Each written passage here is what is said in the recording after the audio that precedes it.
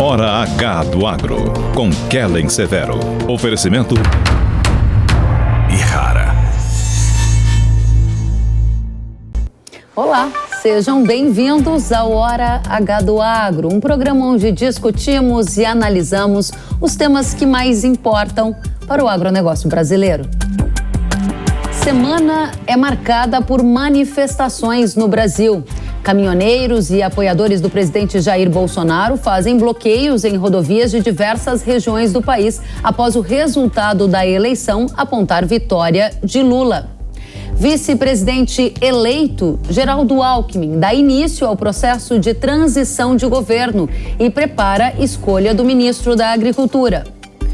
Lula recebe apoio de chefes de Estado e tem o primeiro encontro presencial com o presidente da Argentina, Alberto Fernandes. Na geopolítica, após anunciar saída do acordo de exportação de grãos do Mar Negro, Rússia volta atrás e decide manter o tratado com a Ucrânia. E mais.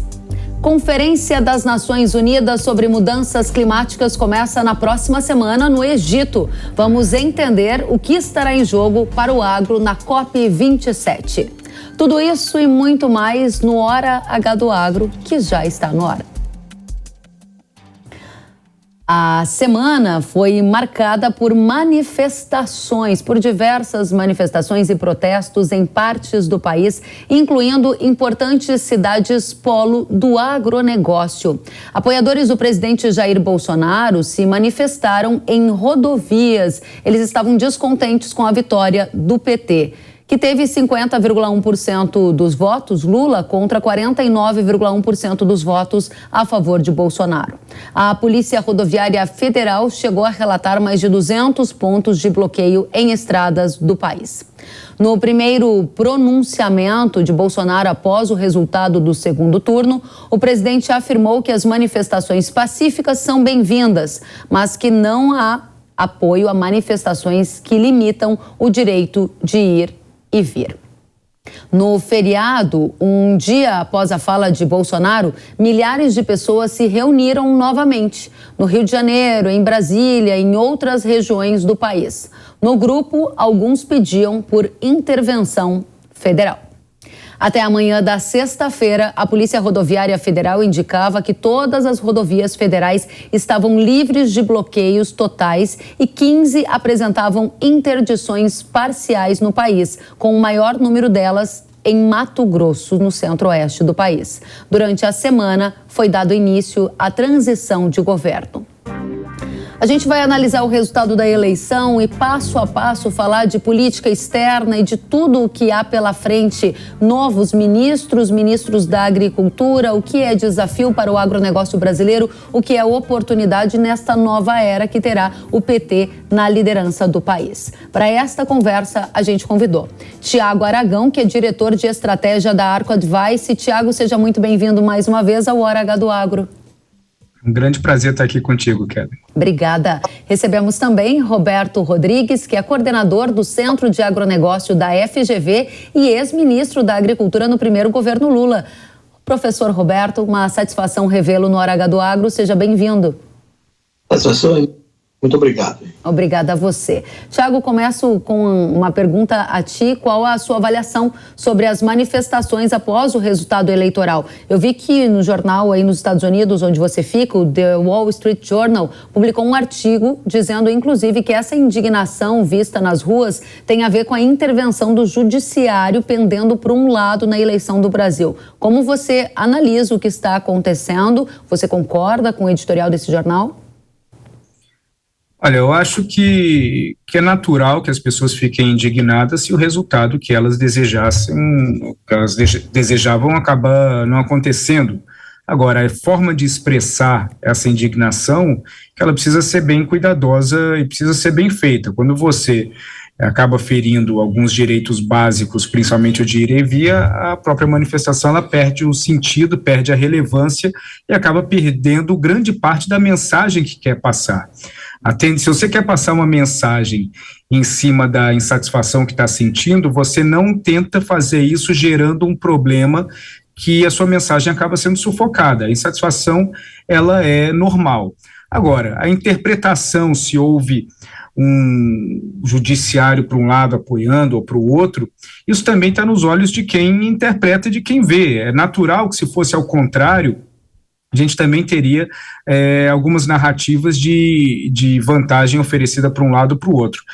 Em geral, o que eu vejo é que essa insatisfação, ela faz parte da democracia, do mesmo jeito que a gente pode demonstrar que não ficou feliz com um desfecho, nós também temos que entender que as regras, elas estão aí e que a vida, ela volta ao normal. E quem faz o Brasil acontecer não é um presidente, necessariamente. A figura do presidente, ela não pode ser superdimensionada.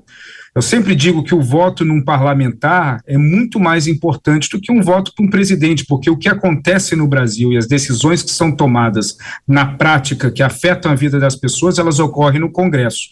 E é para aí que as pessoas devem buscar olhar mais e compreender, para entender mais a política brasileira e aí poder dosar um pouco os graus de indignação e de satisfação. Muito bem, obrigada. A gente continua com Roberto Rodrigues. Professor Roberto, o que você vê para o futuro a partir destes sinais vindos das ruas e como você avalia a rejeição do agro ao PT? E com base no que eu digo isso? Principalmente nos resultados da eleição que mostraram os principais estados movidos pelo agronegócio dando vitória ao Bolsonaro, além, por exemplo, do apoio de algumas associações e da bancada do agro no Congresso. Qual a sua avaliação? Kelly, a avaliação é o seguinte: o agronegócio brasileiro hoje representa 27% do PIB nacional, gera 20% dos empregos do país. Uma característica, durante a pandemia, foi um setor que não desempregou e, ao contrário, por causa da prestação da digitalização, foi um setor que contratou gente mais jovem, com salários mais altos, portanto, melhorando a massa salarial do setor. E, por último, é um setor que tem garantido o saldo comercial do país. São 3 condições que representam economicamente e socialmente pesos fundamentais no país. Não acredito que nenhum governo que se instale despreze esses números, porque desprezá-los ou desprezar o setor será dar um tiro no pé. O agronegócio brasileiro tem sido a alavanca da economia nacional e não pode ser desprezado. De modo que eu espero e acredito que qualquer governo que assume, seja nesse caso o governo liderado pelo PT, apoie o agronegócio, porque é apoiar o Brasil. Muito bem. E você acha que vai ter alguma dificuldade na interlocução, no diálogo, na cooperação entre o governo da esquerda e o agronegócio em função desses fatos que eu citei? Do apoio dado por boa parte do setor ao candidato da oposição, Bolsonaro? Existem alguns temas que são citados durante o período de campanha eleitoral que são ruins para o agronegócio. Por exemplo, tributação de exportações. Isso é uma coisa ruim e é uma tolice, porque você vai exportar imposto, você vai reduzir a competitividade do setor e vai perturbar o processo comercial internacional. Tributar a exportação para quê? Para garantir o abastecimento interno? O Brasil tem um excedente exportável espetacular. Nós abastecemos todo mundo no mercado interno e exporta o excedente. Portanto, tributar a exportação não é uma coisa adequada a uma ação como o agronegócio brasileiro. E outra questão que se questiona muito é o tema da segurança jurídica, sobretudo em razão de terra, de propriedade. São coisas que são garantidas pela Constituição e todo mundo espera que o governo mantenha esse respeito à Constituição para impedir que esses problemas aconteçam. Então eu vejo esses 2 grandes temores do lado privado brasileiro. Por outro lado, todos nós queremos ampliar mercados, então uma estratégia que considere acordos comerciais é necessária, infraestrutura logística é fundamental, cuidar da tecnologia, são temas que são muito relevantes para todos nós, para qualquer governo. E, naturalmente, também a questão ligada à ilegalidade tem que ser combatida. Levantamento ilegal, incêndio criminoso, invasão de terra, grilagem, esse negócio de garimpo clandestino, tudo isso é indesejável e o setor não deseja que aconteça. Muito obrigada. Obrigada a vocês pela primeira rodada. Vou atualizar o que aconteceu para a gente comunicar a nossa audiência e analisar com vocês. Eu volto em um segundinho. Nesta semana, ocorreu a primeira reunião para tratar do processo de transição do governo. O vice-presidente eleito, Geraldo Alckmin, se encontrou com o ministro-chefe da Casa Civil, Ciro Nogueira, no Palácio do Planalto e ficou acertado que a transição ocorrerá oficialmente a partir da segunda-feira. Alckmin também se reuniu com o relator-geral da Comissão Mista de Orçamento, o senador Marcelo Castro. Uma proposta de emenda à Constituição, que está sendo chamada de PEC emergencial de transição, é a aposta do presidente eleito Lula para viabilizar o pagamento de promessas da campanha, como o Auxílio Brasil de R$ 600 a partir de janeiro de 2023. O texto, que será construído até a terça-feira, flexibiliza o teto de gastos. Além disso, na terça-feira é esperado que Alckmin discuta os nomes que podem ocupar a vaga de ministro da Agricultura. Participarão desta reunião o ex-deputado Neri Geller, que já foi ministro da Agricultura de Dilma Rousseff entre 2015 e 2016, e o agropecuarista e também senador Carlos Fávaro, que coordenou a campanha de Lula em Mato Grosso. Fávaro é o favorito para ocupar a vaga no Ministério da Agricultura, de acordo com apurações que eu fiz nesta semana. Ou seja, a gente já tem a indicação de um nome para este que é um dos principais postos do agro brasileiro. Vamos aos nossos convidados analisar tudo isso em detalhes. Thiago, como você analisa esses sinais dados no comecinho da transição?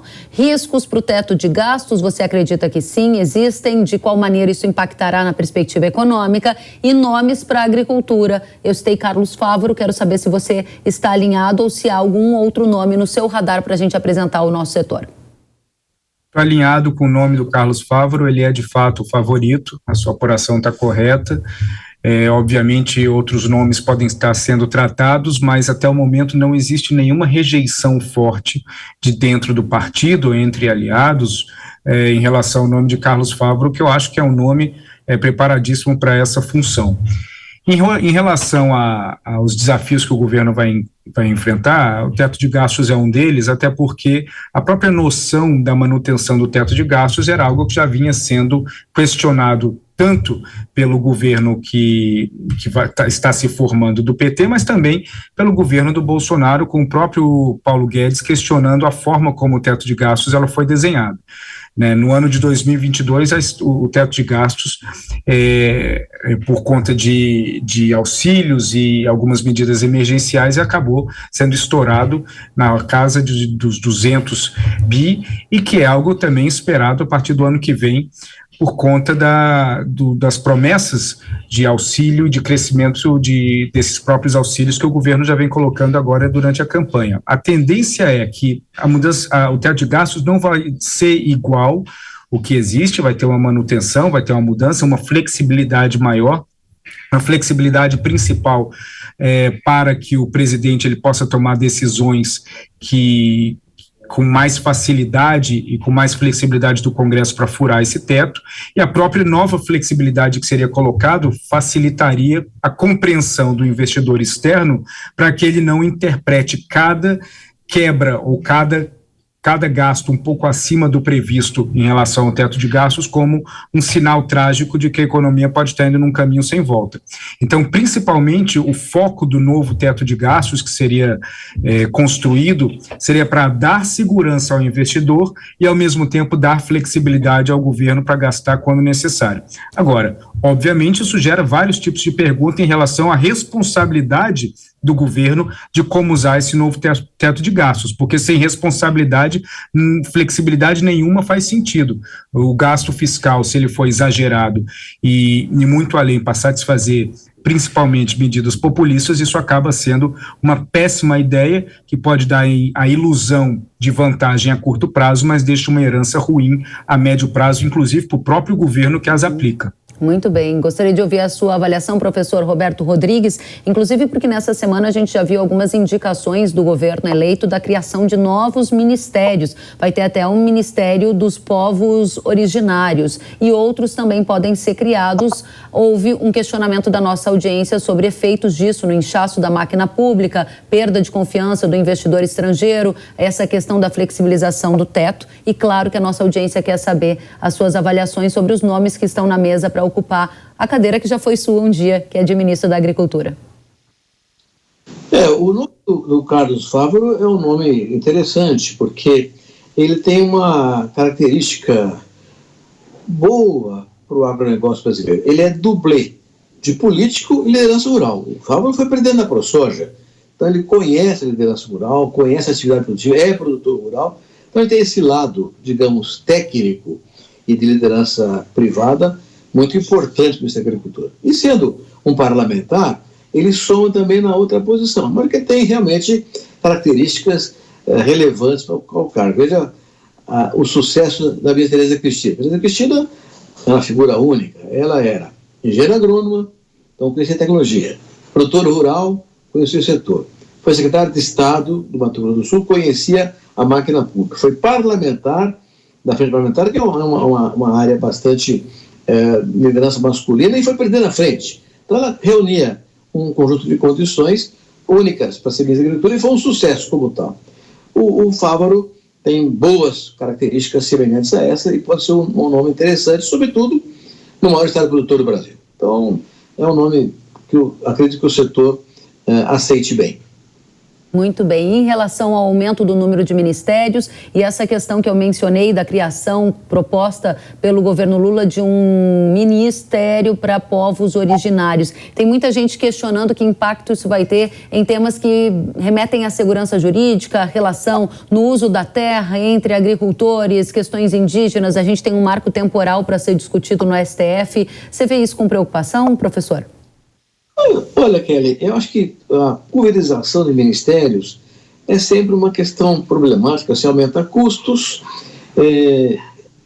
diminui a objetividade de processos, fica mais difícil trabalhar o conjunto. Eu vejo o Ministério da Agricultura, por exemplo. O Ministério da Agricultura é um ministério central no país. Mas quem cuida de relações internacionais é o Itamaraty. Quem cuida de rodovia, ferrovia, porto, é o Ministério da Infraestrutura. Quem cuida de ciência e tecnologia, o Ministério da Tecnologia. Quem cuida de recurso, o Ministério da Fazenda. Quem cuida do meio ambiente, o Ministério do Meio Ambiente. Então, você tem um ministério importantíssimo que não tem arbitragem sobre todos os processos que interferem na produção agrícola e nas exportações. Quanto mais ministérios, menos condições de liderança terá o Ministério da Agricultura. Então, eu acho uma questão bastante discutível. Porém, é preciso avaliar exatamente qual é o objetivo que se tem para criar novos ministérios, para saber se eles fazem sentido ou não. Muito obrigada, professor. Tiago, eu vou voltar com você antes da gente passar para a próxima rodada, porque ficou uma questão importante para a gente analisar para a nossa audiência. A gente aqui discutiu o nome do favorito para ocupar a vaga de ministro da Agricultura, ouvimos as análises de vocês, mas a gente percebeu também, principalmente agora no governo mais recente, que o ministro da Agricultura, ou o Ministério da Agricultura, essa é uma interpretação minha, ele ganhou mais estatura. Ele estava sempre ao lado do ministro da Economia, do ministro da Infraestrutura, e a gente viu uma diminuição do antagonismo entre Ministério da Agricultura e Ministério do Meio Ambiente. A pergunta que eu faço para você é que você acredita que no governo Lula o Ministério da Agricultura vai ser entendido também como um ministério de primeiro escalão? E a minha segunda pergunta: quem você já tem como nomes cotados para assumir o Ministério do Meio Ambiente? Porque essa é uma questão que importa demais também para a gente entender essa nova era que virá para o agro brasileiro. Bom, primeiramente, o presidente eleito Lula, ele não tem nenhuma escolha além de colocar o Ministério da Agricultura no nível de primeiro escalão, porque como o próprio ex-ministro Roberto Rodrigues acabou de dizer, e bem colocar, o impacto do agronegócio no Brasil, ele é visível, e qualquer mudança de postura que tire a relevância do setor é um tiro no pé para o presidente eleito. Então, eu não vejo que vai perder, né, a relevância, muito pelo contrário, faz sentido que aumente a relevância ou que mantenha a relevância conquistada ao longo desses últimos 4 anos. Também existem outros fatores. Eu não vejo o presidente querendo brigar com um setor, como o setor do agronegócio, principalmente que ele já está vendo que com 2 dias ou 3 dias depois das eleições, o principal foco de dificuldades que ele já vem enfrentando indiretamente por conta dos protestos acaba passando muito pela origem nos estados produtores de agronegócio por conta da vantagem enorme que eles deram ao Bolsonaro durante as eleições. O papel do Ministério do Meio Ambiente tende a ser mais importante do que foi no passado.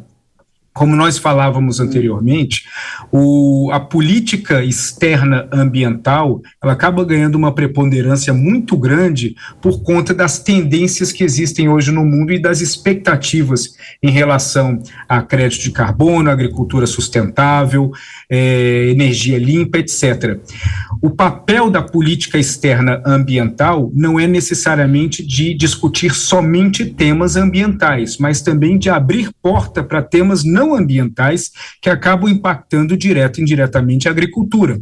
Por exemplo, nós temos o Acordo União Europeia-Mercosul pronto para ser ratificado por cada país membro da União Europeia. Muitos resolveram não ir adiante por conta de discordâncias com a política ambiental do presidente Bolsonaro. Então, tendo uma política ambiental que gere uma situação de simpatia ou aproximação com a Europa, pode facilitar que isso abra portas para outras coisas, como a finalização de um acordo União Europeia-Mercosul, que, dependendo, pode acabar beneficiando também o agro brasileiro. Muito então, bem. O papel do Ministério do Meio Ambiente vai um pouco além do que a questão em si. E como nome, o favorito é o da Marina Silva, não só por conta da respeitabilidade que a Marina Silva tem no exterior, muito na Europa também. Existem outros nomes tão bons que podem atuar no campo doméstico, mas como o meio ambiente passou a ter um peso muito grande na forma de construção de política externa, ela é o nome que faz mais sentido dentro desse ângulo da participação ambiental em temas internacionais. Excelente, Tiago, obrigada pelas contribuições. Professor Roberto Rodrigues, quando a gente ouve o Tiago dizendo o Ministério do Meio Ambiente terá mais importância a partir agora do governo Lula em função da política externa de meio ambiente, as relações internacionais e até gerando uma opção para o avanço de acordos comerciais, né? A minha pergunta para você é, existe algum tipo de preocupação adicional que o agropecuarista deva ter? E eu vou explicar a minha pergunta.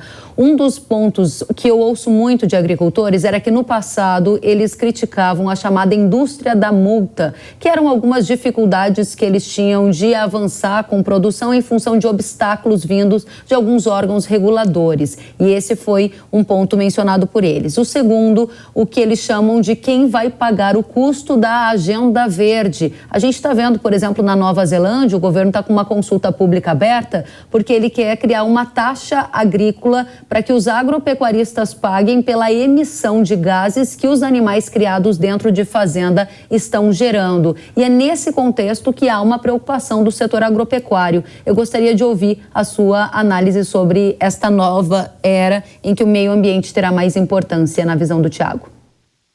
Eu acho que o Tiago colocou muito bem esse tema e o mundo inteiro caminha por uma transição. Estamos numa transição de uma economia convencional, tradicional, para a economia verde. Provavelmente a ponte dessa transição se chama descarbonização e foi afetada pela pandemia. Caminhávamos para isso, a pandemia deu uma trombada nesse processo porque gerou insegurança alimentar e vários países ou regiões inteiras, como a União Europeia, acabaram decidindo produzir mais em detrimento do meio ambiente. Mas a questão ambiental, as mudanças climáticas estão inseridas nela, são questões que dominam o cenário em qualquer lugar do mundo, e sobretudo com a juventude. Então isso é muito relevante, porque jovens acima de 15, 16, 17 anos hoje querem proteger o meio ambiente. É ótimo, porque esse tema vai ficar em pauta nos próximos 30, 40 anos, já que essa juventude quer proceder esse processo todo de defesa do meio ambiente, trabalhar com isso aí. Muitas vezes não sabem o que fazer, erram nas propostas, mas o que é fundamental, o meio ambiente terá que ser uma questão central da humanidade. Qual é o problema, Kelly? Acho que mais importante do que os que você citou é o problema de que esse assunto tão importante, tão fundamental, tão relevante para o mundo inteiro, sirva como um escudo ou um argumento de caráter comercial. Né? Agora mesmo, o Parlamento Europeu lançou uma resolução que está sendo para ser discutida em cada país, no próprio OMC, segundo a qual ela não vai comprar produtos agrícolas oriundos de lugares desmatados depois de 2020. Como é que vai provar isso? Como é que vai assegurar a certeza? Isso vai aumentar o custo de produção, vai tirar a competitividade. Então, isso é bem um exemplo de como uma coisa muito relevante, que é a defesa do meio ambiente, vira uma questão de barreira comercial não tarifária. Então, isso é que tem que ser tratado. E agora, na semana que vem, nós vamos ter lá em Sharm el-Sheikh, no Egito, a grande discussão sobre o mercado de carbono, que terá um papel central nessa questão ambiental, porque vai monetizar trabalhos bem feitos. Você citou uma coisa da multa, né? Nós, aqui no Brasil, temos uma tradição histórica de castigar quem faz errado. O mercado de carbono pode mudar esse processo. Aliás, a própria Código Florestal, com o PSA, já cuida disso. Nós vamos premiar quem faz certo. Isso é que é fundamental na questão ambiental, é usar o tema como raiz e processo de defesa do meio ambiente, mas sem que isso represente prejuízo para quem faz certo. Ao contrário, monetizando e premiando quem faz certo. Vamos esperar muito da COP27 agora e das consequências disso em seguida. Excelente, a gente volta com vocês em um segundinho, vamos para mais uma rodada, atualizando os temas da semana, o que vem por aí, a gente vai então avaliar uma coisa que aconteceu. Lula, logo após a eleição, ele se encontrou com o presidente da Argentina, Alberto Fernandes. Essa simpatia de Lula por Fernandes pode também ser uma simpatia pelo modelo econômico adotado lá? A gente vai questionar os nossos convidados sobre riscos de maior intervenção do Estado na economia, taxação das exportações agrícolas, temas que a gente já passou rapidamente, mas a gente vai aprofundar, porque esse é o bloco em que a gente vai tratar de questões internacionais. Vou colocar também na tela o resultado das eleições, para a gente já dar sequência nesse tema. Após o resultado das eleições, o Lula recebeu diversas manifestações de chefes de estados, entre eles o do presidente da França, Emmanuel Macron. Macron tem sido crítico à política ambiental do governo Bolsonaro e se opôs à assinatura do acordo comercial entre Mercosul e União Europeia. Nesta semana, inclusive, a Confederação da Agricultura e Pecuária do Brasil, a CNA, disse em nota que pretende contar com o governo eleito de Lula para evitar barreiras ao comércio, em alguns casos disfarçadas de preocupação com a saúde e meio ambiente. Vocês viram como os nossos painelistas estão ali aguçados no sentido do que mais importa. Esses temas já foram endereçados aqui na nossa conversa. Eu só vou aprofundar um pouquinho mais, perguntando a você, Thiago, se esse primeiro encontro de Lula com Fernandes pode significar uma simpatia política e econômica adotada na Argentina, que nesse momento passa por uma crise, né? Para quem nos acompanha, a gente tem preocupações no setor agro muito grandes em relação a algum tipo de taxação para exportação. O ministro Roberto Rodrigues, ex-ministro e professor, já disse que não acredita nisso. Você acredita? De forma alguma. A crise argentina já está ingressando o seu 22º ano e nada indica que vai deixar de caminhar firmemente para o 23º, 24º, 25º por conta do processo de tomada de decisão e da mentalidade dos tomadores de decisão na Argentina. Eu não vejo de forma alguma o Brasil, nenhum outro país, observando a Argentina como um modelo a ser seguido no campo econômico. Agora, entende-se que no campo político, o Lula ele acredita que ele pode ter alguma influência em relação à Argentina, oferecendo um pouco do seu prestígio local com metade dos eleitores brasileiros e da sua reputação internacional, principalmente na Argentina. O problema argentino é um problema que dificilmente ele vai ser transportado e virar um problema brasileiro. Tanto que eu falo, esse risco de argentinização do Brasil, ele basicamente não existe por conta do problema central que ocorreu na Argentina. O problema central é que as pessoas elas não têm confiança na própria moeda. Assim que a economia argentina começa a melhorar um pouco, as pessoas vendem peso, compra dólar, guardam dólar em casa ou botam no campo, em banco fora, muitas vezes no Uruguai.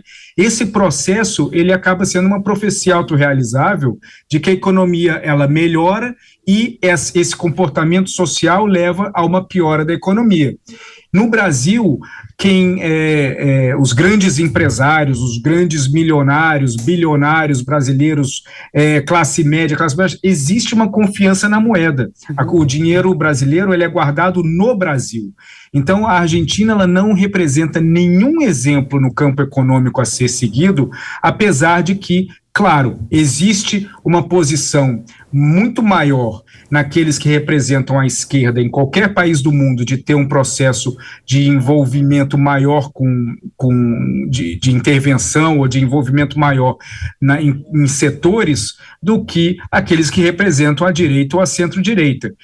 Como, por exemplo, a gente vai ver a intervenção ou tentativa disso em algumas coisas relacionadas à política de preço, mas isso aconteceu também no governo Bolsonaro. Eu não vejo que o governo do Lula, ele provavelmente, certamente vai cometer vários erros que nós vamos conversar aqui.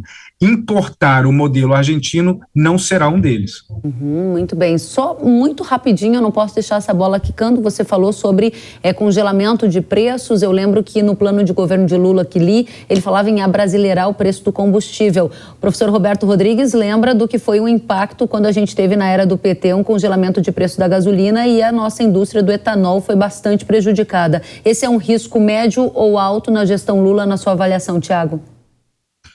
Eu acho que isso é um risco médio, não pelo que está acontecendo, ocorrendo dentro da cabeça do Lula, dos membros da sua equipe. Isso depende muito mais do que está acontecendo no mundo.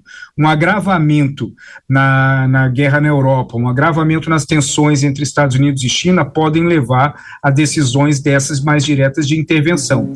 Fora isso, eu acredito que o governo ele vai pisar em ovos todas as vezes que ele for falar ou se relacionar em relação à Petrobras por conta do passado recente. Muito bem. Professor Roberto Rodrigues, você concorda que existe algum risco neste sentido para a nossa cadeia de produção de etanol, seja de cana, seja de milho, que tem ali um acompanhamento dos preços, por exemplo, de combustíveis derivados de petróleo na sua correlação no mercado? E eu também gostaria de saber, em relação à questão anterior, sobre a relação de Lula com Macron e um avanço no acordo Mercosul-União Europeia.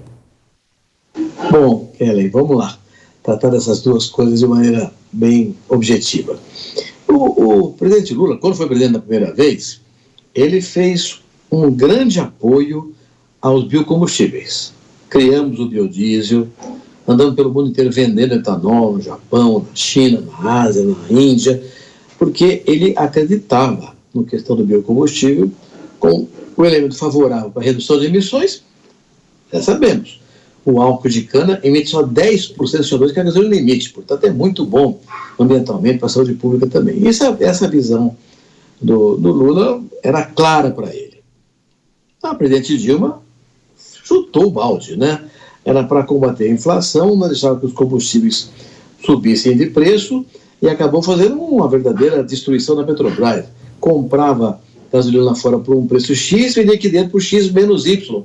O valor da Petrobras despencou, foi um tremendo prejuízo da Petrobras. E aí, como você disse muito bem, também destruiu o setor sucroenergético. Até hoje estamos nos recuperando desse processo. Então, eu observando a história, Kelly, e se imagina que ela pode se repetir, vejo a posição do presidente Lula muito mais favorável a biocombustíveis do que foi a Dilma, né? Agora, voltando a... Então, eu sinto um pouco mais de esperança de que as coisas avancem positivamente, sem populismo nessa área energética. Agora, eu concordo inteiramente com o Tiago, esse tema de tributar a exportação, essa coisa que a esquerda fez do mundo inteiro de tributar a exportação para impedir a exportação, é de uma burrice, tenho certeza que vai ser repetido. Se for repetido no Brasil, é uma infelicidade enorme para todos nós. Agora, relação com o Macron, com Inglaterra, Estados Unidos, com a Alemanha, com a Argentina, o que importa para nós é abrir o mercado. O Brasil tem um papel muito importante na história futura de garantir a segurança alimentar planetária e, portanto, a paz planetária, porque não haverá paz onde houver fome. Então, nós temos uma capacidade de fazer isso que mais ninguém tem. Os números provam isso. Você sabe disso aí, Kelly, melhor do que eu. Eu me lembro, por exemplo, em 84, a safra brasileira de grãos foi de 58 milhões de toneladas. Eu me lembro de ter lançado em Brasília, em 85, junto com o David Araújo, da AgroSéries, a propósito de 100 milhões de toneladas de grãos. Todo mundo achou que era ridículo, que era um sonho irrealizável. Em 2001, ou seja, 17 anos depois, tinha 100 milhões de toneladas. E lançamos a ideia de 200. 11 anos depois tinha 200. E agora, 7 anos depois, tem 300 milhões. Então, o Brasil tem uma capacidade de aumentar a produção fantástica. Agora, para isso, tem que ter mercado. Mercado só com acordos comerciais, entre os quais a União Europeia e o Mercosul. Então, o esforço diplomático para que os acordos comerciais aconteçam para mim, um dos principais pontos de qualquer governo para o futuro do Brasil. Excelente, muito obrigada, professor. A gente vai se encaminhando para as últimas rodadas, eu volto com vocês em um segundinho, porque a gente está avaliando aqui o resultado da eleição com vários aspectos que se conectam com a agenda do agronegócio brasileiro, uma agenda de produção de alimentos. A gente tratou sobre figuras que podem ocupar o Ministério da Agricultura, assim como o Ministério do Meio Ambiente, assim como a pauta de política externa ligada a questões ambientais. Passamos por tributação e riscos de tributação de exportações avaliadas pelos nossos especialistas, política econômica e muito mais. Agora a gente vai avaliar o legado do atual governo, o governo Bolsonaro, para o agro brasileiro. Essa é uma das nossas últimas rodadas neste painel do Hora H do Agro. Tiago, a gente está se encaminhando para o fim e eu gostaria de saber qual o legado que o governo Bolsonaro deixa para o agro brasileiro e o que você espera daqui para frente. Bom, eu acho que o principal legado que deixa é o de colocar o agro brasileiro numa posição elevada entre as prioridades de qualquer governo que vai assumir o Brasil daqui por diante. O agro brasileiro ele não faz parte apenas de toda uma cadeia de produção nacional. Ele é o exemplo para a nossa cadeia de produção nacional. Então, o agro brasileiro, ele também tem que ser compreendido pela população de que ele gera tecnologia, ele gera conhecimento, ele gera coisas muito além do que os próprios grãos. E eu acho que esse é um processo que é importante para os próximos governos, é o conhecimento de tudo aquilo que é gerado a partir do agro, mas que não é necessariamente o produto final, porque o produto de transição entre a ideia, a plantação e a execução final envolve uma grande dose de tecnologia, envolve uma grande dose de ciência, uma grande dose de relacionamento político e uma grande dose de política externa. Se o governo Bolsonaro acertou por um lado em colocar o agro numa posição, num patamar mais alto do que nós vimos no passado, ele errou por outro de não melhorar o nosso relacionamento na política externa para tirar proveito disso.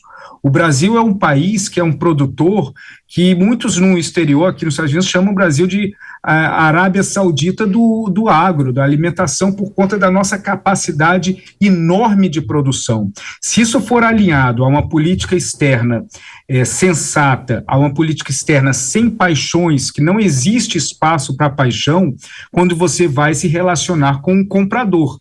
Se existisse espaço para paixão, para se relacionar com o comprador, a China não seria a principal importadora dos produtos brasileiros. Então é muito importante essa aliança e precisa de uma dose de inteligência entre a relevância do agro, o papel do meio ambiente como abertura de portas e um processo de integração inteligente entre o que o agro pode oferecer e o que o meio ambiente merece na forma de ser tratado, tudo isso num processo de políticas públicas e política externa que seja sensata, pragmática, e aí sim nós vamos ter vários resultados muito positivos para o Brasil. Muito obrigada, Tiago. Professor Roberto Rodrigues, qual o legado do governo Bolsonaro para o agronegócio brasileiro? Muito positivo, conforme o Tiago sinalou com muita precisão. A ministra Tereza Cristina foi uma ministra extraordinária. O trabalho que ela fez vai ficar marcado na história brasileira por muitas décadas ainda. Olha, por exemplo, na questão tecnológica, ela fez o ABC+, agricultura de baixo carbono, com tecnologia, com gestão espetacular, avançando muito na sustentabilidade brasileira. Nós tivemos um problema com a pandemia e com a guerra, falta de fertilizantes. Não faltou o Brasil, porque a Tereza Cristina foi lá fora, fez contratos, fez acertos e trouxe fertilizante para nós estamos plenamente cobertos. Ela e, diga-se de passagem, o ministro Marcos Montes também, que continuou o trabalho dela com o mesmo vigor. Tereza Cristina abriu mais de 60 mercados novos em nichos específicos que garantiram muita penetração brasileira no cenário global também. Então ela teve um papel marcante e deixou um legado formidável junto com Marcos Montes. Por outro lado, o ministro Joaquim Leite, do Meio Ambiente, tem feito também um trabalho importante, mostrando, até nos eventos internacionais, na COP26 do ano passado, e agora se prepara para liderar a delegação brasileira da COP27, o que nós temos de sustentabilidade. E caracterizando que os erros cometidos na área ambiental no Brasil não são erros de agricultores, são de aventureiros, bandidos. Quem eles matam ilegalmente não é agricultor, ele não é louco fazer isso. Quem toca fogo não é agricultor, quem invade terra não é agricultor. Então, o ministro Joaquim Leite fez um trabalho muito bom, esse também é um legado a ser seguido pelo que vier depois dele. Então, eu acredito que, além disso, o seguro rural melhorou com a Tereza Cristina, o crédito rural melhorou com a Tereza Cristina e com o Marcos Montes. Então, foi uma administração no Ministério da Agricultura muito competente e muito exemplar para o que vem pela frente. Muito bem. Eu estou bastante satisfeita que a nossa audiência vai ter um conteúdo de altíssima qualidade para entender as várias nuances do governo atual, do próximo governo, oportunidades e desafios para o agronegócio brasileiro. Quero agradecer demais a você, Tiago Aragão, diretor de estratégia da Arco Advice. Obrigada pela presença. Volte sempre. É um prazer, muito obrigado, e um prazer estar ao lado do ministro Roberto Rodrigues. Obrigada a você. Roberto Rodrigues, coordenador do Centro de Agronegócios da FGV e ex-ministro da Agricultura no primeiro governo Lula. Uma satisfação recebê-lo. Muito obrigada pela presença. Volte sempre. Satisfação é minha. Aprender aqui com o Tiago e com você é sempre bom. A gente aprende todo dia. Muito obrigado pela oportunidade e conte comigo sempre. Da mesma forma, fiquem bem. Até a próxima. Começa na próxima semana a Conferência das Nações Unidas sobre Mudanças Climáticas de 2022, a COP27. O evento vai ocorrer entre os dias 6 e 18 de novembro no Egito e acontece em um cenário de crise energética impulsionada pela guerra na Ucrânia e eventos climáticos como a seca que vimos neste ano na Europa e Estados Unidos, por exemplo. De acordo com a ONU, os grandes objetivos deste ano para o evento serão entender como os países vão implementar as ações para cumprir metas estabelecidas de redução das emissões de gases do efeito estufa e como esse movimento será financiado. A gente vai aprofundar esse tema com um especialista, o João Francisco Adrien. Ele é ex-assessor de assuntos socioambientais do Ministério da Agricultura, ex-conselheiro da Sociedade Rural Brasileira e ele está em Nova York, nos Estados Unidos. Vamos para lá, porque você está cursando um mestrado em Ciências Ambientais e Políticas Públicas na Universidade de Colômbia. Você é muito bem-vindo ao Hora H do Agro. Tudo bem, João? Muito prazer em revê-la, Kellen, a todos os telespectadores da Jovem Pan. Muito obrigado pela oportunidade. Estou à disposição para bater um papo com você sobre o tema da COP27. A gente quer entender esse tema no detalhe com você e começo direto perguntando quais são os principais temas que vão estar em discussão na COP e para o agro do Brasil, o que estará em jogo, hein? Perfeito, Kellen. Então, eu acho que é importante o telespectador lembrar que a discussão da COP, do clima, ela é de fato uma discussão de uma mudança geopolítica de matriz energética, saindo, sobretudo, de fontes fósseis para fontes renováveis, não só energética, mas evidentemente de toda uma economia. Então, por trás da discussão climática, existe uma discussão geopolítica muito grande, né, onde países estão numa corrida para uma economia de base renovável, e isso traz um desafio enorme para todos os países, inclusive o Brasil, né, para se adiantarem a esse processo e terem uma liderança nessa nova economia que está sendo desenhada para daqui a 20, 30 anos. Né, a COP26, que foi a COP que aconteceu no ano passado, foi a COP onde o Acordo de Paris entrou em vigor. O Acordo de Paris foi negociado em 2015 e ele passa a entrar em vigor passou a entrar em vigor no ano passado, e nesse ano a COP27 no Egito vai discutir sobretudo como esse acordo vai ser implantado. Ainda existem diversas questões que estão em abertos no Acordo de Paris, é importante isso ser colocado, mas outras questões também serão desenvolvidas.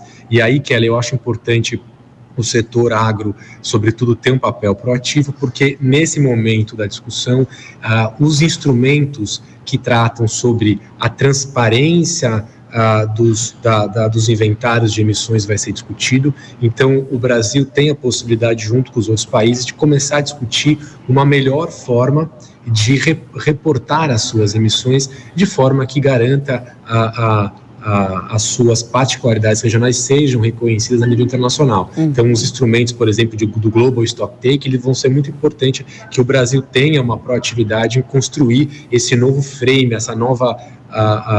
esse novo desenho do reporte das emissões. Um outro tema que você comentou e vai ser extremamente relevante é a questão do financiamento para a transição, para os países se adaptarem aos impactos das mudanças climáticas. É importante a gente lembrar que uma grande parte da discussão da COP, além da redução das emissões, é também os países se adaptarem aos efeitos das mudanças do clima. E o setor agropecuário é um setor que certamente poderá ser muito impactado por secas e entre outros fenômenos das mudanças climáticas. Portanto, a discussão de como garantir que os países vão ter recursos para fazer essa transição e se adaptar às mudanças climáticas vai estar em jogo. E também o artigo 6, que é a discussão sobre queda de carbono, que eu acho que haverá uma dificuldade muito grande, um desafio muito grande de chegar a um consenso, mas certamente fará parte das discussões desse ano.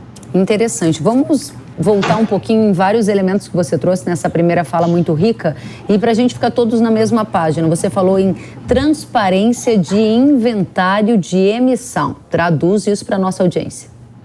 Tá ótimo, Kelly. Então, a gente precisa lembrar que para mensurar a contribuição dos países, ou mensurar, né, como os países estão reduzindo as emissões ou não, todos os países têm que fazer os seus inventários de emissões, que são o seu reporte daquilo que o país está emitindo ou até removendo. O Brasil tem um histórico muito sólido de apresentar os seus inventários a cada 4, 5 anos, então o Brasil tem um histórico muito bem estruturado de reportar essas emissões, porém, existem várias discussões de modernizar e de aprimorar esses relatórios, né? Então, por exemplo, um dado importante do nosso inventário, o Brasil, ele tem aumentado as suas emissões nos últimos nos últimos 5, 6 anos, sobretudo pelo fator da mudança do uso do solo, que é o desmatamento. O desmatamento hoje, de alguma forma, ele compõe em torno de 48% das emissões brasileiras, e a agropecuária, ela vem como o segundo setor de maior emissão no país, porque o Brasil tem uma matriz energética limpa e renovável, que é diferente de países que são ricos em fontes fósseis. Mas é importante a gente colocar que ainda os indicadores da agropecuária brasileira, eles ainda não consideram os fatores de remoção, porque a gente precisa lembrar que a agricultura ela emite, mas ela também tem fatores que removem as suas emissões de gases de efeito estufa. E ainda esses indicadores de remoção, eles estão sendo desenvolvidos, mas ainda não fazem parte do inventário formal que o Brasil apresenta, mas há justamente espaço para esse aprimoramento. Portanto, na discussão internacional, que ela é importante que o Brasil esteja muito ativo para garantir que as particularidades regionais sejam consideradas nesse novo desenho do instrumento de reporte que é o Global Stocktake, como eu falei anteriormente, porque é isso que vai garantir a exata mensuração se o Brasil está ou não atingindo as suas metas no Acordo de Paris. É interessantíssimo para a gente aprofundar um pouco mais o que você traz, porque você diz o seguinte, que nesse momento a gente está, se eu cometer alguma incorreção, por favor, me corrija. A gente está olhando para a emissão, mas não está olhando para balanço. Ou seja, o Brasil emite, mas ele também recupera, né? Ele tem uma palavra mais precisa para isso. Qual é a palavra? Remoção de gás de efeito estufa. Ele remove, então a gente não está falando de balanço, o que poderia trazer algum tipo de desequilíbrio nessa análise, quero saber se essa é a sua opinião. E o segundo ponto que você disse, que o Brasil tem na agropecuária a segunda maior emissão, quando a gente não está olhando para balanço, está olhando só para emissão. E aqui está o ponto de preocupação de muitos do setor agropecuário, numa tentativa eventual, depois de grandes eventos internacionais, de que a conta seja paga pelo agro. Você entende que há um risco do agro pagar esta conta? A gente está vendo isso acontecer, né, João? Nova Zelândia, uma tentativa de criar uma taxa para emissão de gases dos animais. Na Holanda, a gente viu manifestações porque há uma tentativa do governo de reduzir o uso de fertilizantes. E Canadá, a mesma coisa. Quero entender se o Brasil vai nessa direção, qual é o risco, se você pudesse aprofundar para a gente essa discussão. Perfeito, Kellen. Eu acho que essa é o grande desafio que o Brasil precisa enfrentar. O que nós temos visto, sobretudo num grupo de trabalho que chama Coronívia, que é o grupo de trabalho conjunto de agricultura, que é um grupo dentro da COP do Clima que discute todas as questões sobre agricultura, existe um grande consenso que a agricultura ela tem um papel fundamental na segurança alimentar global. E segurança alimentar, ela traduz claramente instabilidade ou instabilidade política pela falta de segurança alimentar. Então, o que está sendo desenhado, e o Brasil é um grande líder desse processo, é que a agricultura, dentro do grupo de trabalho de Coronívia, ela tem que ser entendida como um fator de adaptação às mudanças do clima e não de mitigação. A mitigação, ela precisa vir, sobretudo, das fontes fósseis, que são os principais responsáveis pelas emissões de gases de efeito estufa. Enquanto a agropecuária tem um papel importante na adaptação às mudanças do clima para garantir a segurança alimentar. Agora, evidentemente que existem questões complexas que ainda estão em discussão, sobretudo sobre a questão do metano na pecuária, mas isso é um papel que a ciência vai precisar ainda avançar um pouco para a gente entender a diferença do metano abiótico e do metano biológico, do metano emitido pela pecuária, do metano emitido por fontes fósseis, que são dinâmicas diferenciadas. Agora, é interessante a gente recordar, Kellen, que o nosso inventário de emissões, o oficial, ele trata das remoções feitas pelas florestas que estão em recuperação sobre áreas de unidades de conservação em terras indígenas. Ainda, o nosso inventário não considera as remoções feitas pela recuperação florestal dentro das propriedades rurais preservadas pelo Código Florestal, porque ainda existe um desafio muito grande de a gente garantir o que são florestas preservadas ou não, porque o CAR ainda está no aprimoramento, mas isso logo mais nós já teremos condição de averiguar isso. E no caso da agropecuária brasileira, o desafio maior é que os indicadores para mensuração das remoções dos gases de efeito estufa na agricultura, eles são relativamente recentes. Então, por isso que é muito importante, Kellen, que a nossa estratégia nacional, ela contemple, sobretudo, financiar esses indicadores, financiar a ciência, para que nós tenhamos condição de demonstrar como a agropecuária brasileira consegue produzir, removendo carbono e garantindo, sobretudo, a adaptação. Excelente. Né? Porque se a gente colocar a culpa das emissões no setor agropecuário, a gente vai ter uma distorção dessa discussão climática que vai levar à instabilidade política, como levou na Holanda, por exemplo. Então não é esse o caminho que o Brasil está seguindo e não é esse o caminho que o agro tem defendido e tem tido sucesso nas negociações internacionais. Muito bem citado por você. Você lembrou Holanda, eu vou lembrar você e a nossa audiência o que aconteceu no Sri Lanka, né? Em que o presidente proibiu o uso de fertilizantes, queria uma agricultura 100% orgânica. Isso gerou um caos social e político e culminou com a fuga do presidente do país, encurtando a história. Quem está nos acompanhando pode procurar esse noticiário. João, o tempo está passando muito rápido, então você falou várias vezes sobre estratégias para financiar indicadores, estratégia para pagar pela preservação. Esse é o nó da questão. Queria que você falasse se a gente vai sair com alguma resposta da COP22, qual resposta você espera e qual é a meta climática que o Brasil se comprometeu a alcançar em quanto tempo você acha que isso vai ser concretizado? Então, Kelly, o Brasil apresentou no ano passado um ajuste das suas metas, porque o Acordo de Paris prevê que a cada 5 anos os países ajustem as suas metas. Então, em 2015 nós tivemos uma meta, em 2021, no ano passado, nós ajustamos a meta, e o Brasil hoje tem uma meta de até 2025 reduzir em 37% as suas emissões, 2025, ou seja, daqui a 3 anos a gente deveria reduzir 37% das emissões, 45% de redução das emissões em 2040 e atingir a neutralidade de emissões em 2050. E aí, Kellen, se você perguntar se a gente está conseguindo chegar nessas metas, eu diria que pelo setor agropecuário, a gente tem conseguido fazer avanços muito extraordinários, como, por exemplo, a recuperação de quase 50 milhões de pastagens degradadas nos últimos 10 anos. Nós temos aí os nossos biocombustíveis, o nosso etanol. Então, o Brasil, sobretudo na agropecuária, tem uma capacidade de resposta a esses desafios de forma como nenhum país no mundo. E isso garante uma competitividade para o nosso setor, mas, sobretudo, representa a renda do produtor. Porque se a gente, de fato, tiver uma estratégia de desenvolver um setor energético, por exemplo, baseado em energias renováveis, o que vai ter que aumentar no país é biodiesel, etanol e, entre outros, bioeletricidade, entre outros fatores que, no fundo, é maior demanda para os produtos agropecuários. Agora, o nosso maior desafio hoje é o desmatamento, sobretudo o desmatamento legal. Nós sabemos que mais da metade do desmatamento acontece em terras públicas.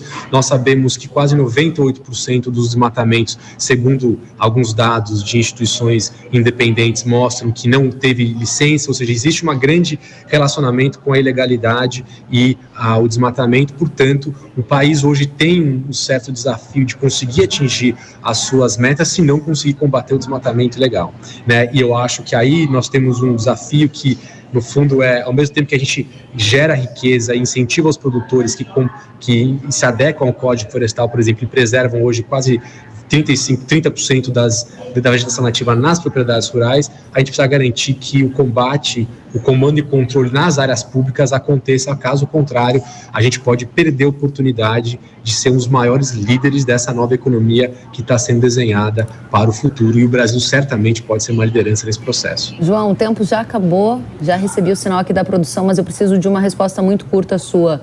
Você falou várias vezes em financiamento, de entender que a agropecuária não é vilão, ela é parte da solução. Disse ainda que a gente precisa falar de balanço, nesse momento a gente está falando de emissão, e eu pergunto, a metodologia que é usada é uma metodologia internacional, a gente está medindo o Brasil com a régua do estrangeiro, isso pode não dar certo. A gente vai ter na COP22 alguma resposta para isso, COP27? Bem rapidinho, se puder. Foi o que eu acabei de dizer. Para mim, que é a maior discussão da COP27, além dos mecanismos de adaptação, é discutir como vai ser feito esse balanço.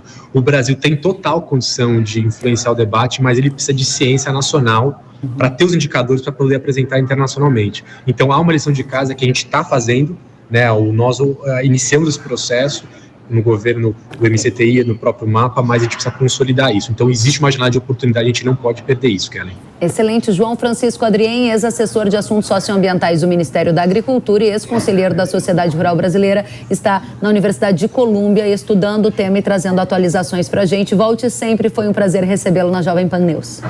Muito obrigado, Kellen. Um abraço a todos os telespectadores. Até a próxima. E após anunciar a saída do acordo de exportação de grãos do Mar Negro no último fim de semana, a Rússia voltou atrás e decidiu manter o tratado com a Ucrânia. Na quinta-feira, 7 navios transportando alimentos deixaram os portos ucranianos. Mas as incertezas sobre este tema continuam. Isso porque no dia 19 termina o prazo do acordo firmado com a ajuda da ONU, que tem 120 dias de validade. Moscou já disse que precisa avaliar se o acordo está funcionando antes de decidir se irá renovar a participação. A Rússia também pede à ONU que intensifique esforços para garantir que os países ocidentais afrouxem as restrições impostas ao país. E agora eu tenho um recado para você. A novidade que eu vou te contar agora vai deixar até os percevejos em choque. A agricultura ganhou uma arma poderosa para controlar os percevejos com suprema eficiência. Eu falo de Terminus, o lançamento Yara que coloca em suas mãos um poder supremo para combater os percevejos da soja e do milho. O inseticida tem supremo efeito de choque e período de controle, suprema sinergia dos ingredientes ativos e inovadora formulação OD, que promove aderência e eficácia supremas nas plantas. Incrível, não é mesmo? E é claro que além de Terminus, a Yara também tem um portfólio completo para soja e milho, para você extrair o máximo potencial produtivo da sua lavoura. O que você está esperando? Acesse yara.com.br ou aponte o celular para o QR Code que está aparecendo na sua tela e saiba mais sobre a solução suprema da Yara. O Hora H do Agro de hoje fica por aqui. Agradeço demais pela audiência e a gente se vê na próxima semana. Até lá.